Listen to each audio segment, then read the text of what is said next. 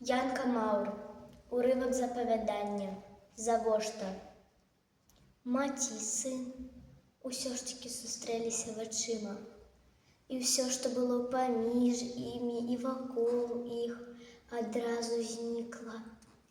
Яны асталіся адны ва ўсім свеце. Блізкія.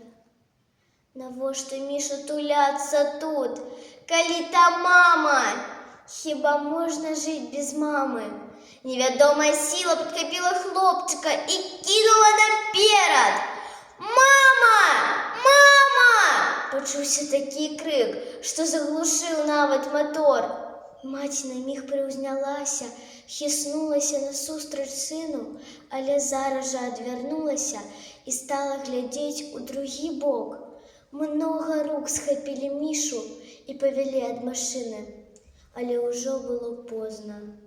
Немец з крыкам «Вас!» выскачыў з кабіны. Слова «мама» для яго было такім жа зразумелым, як і для ўсіх іншых людзей.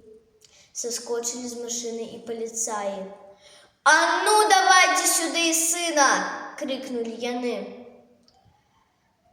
Затрапятала маці, замахала рукамі і закрычала ў роспачы. «Гэта не мой сын! Я зусім не ведаю гэтага хлопчыка!» Але безнадзейная і наіўная спроба выклікала ў фашыстаў толькі смех.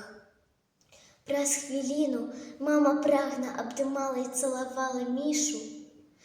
Яму было так добра, так прыемна.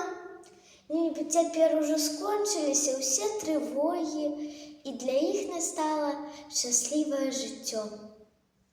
Машына паехала. Людзі моўчкі глядзелі ёй след. І ва ўсіх іх, старых і малых, сваіх і чужых, добрых і злых, была ў сэрцы адна думка: завошта?